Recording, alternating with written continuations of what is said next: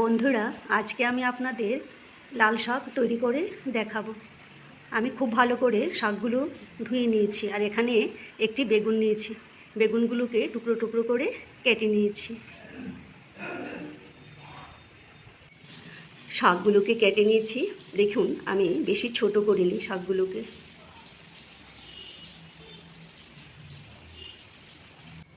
প্রথমেই বেগুনগুলোকে ভেজে নিচ্ছি। শাকটা সরিষার তেল দিয়ে করব।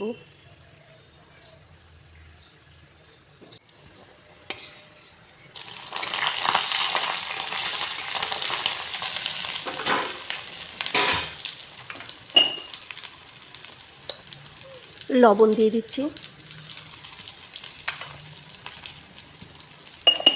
হলুদ গুঁড়ো,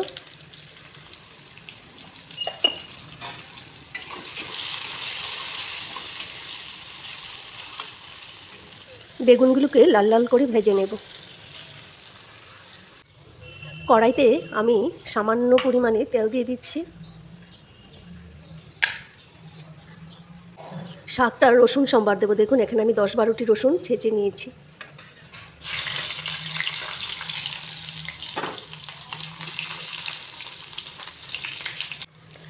রসুনগুলো লাল লাল হয়ে গেছে। এখন শাক পাতাগুলো দিয়ে দিচ্ছি।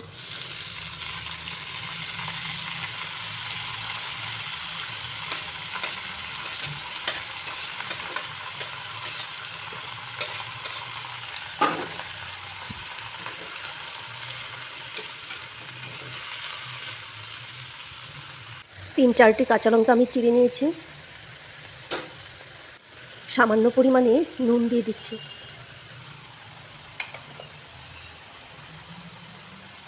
হলুদ গুঁড়ো,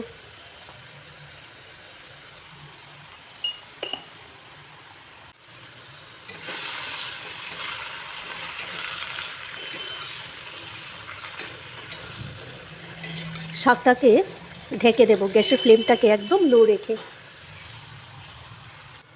শাকটা প্রায় হয়ে এসছে। এখন বেগুনগুলো এতে দিয়ে দিচ্ছি।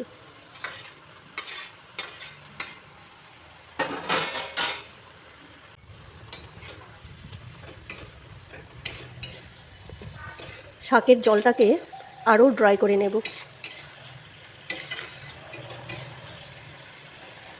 গ্যাসের ফ্লেমটাকে কমিয়ে আবারও একটু ঢেকে দিচ্ছি। শাক হয়ে গেছে, নামিয়ে নিচ্ছি।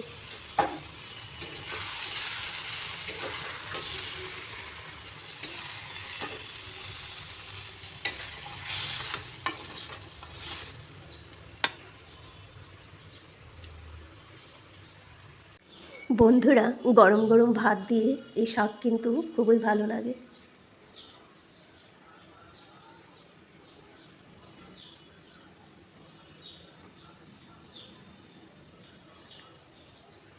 দেখুন কি সুন্দর হয়েছে শাকটা। Thank you.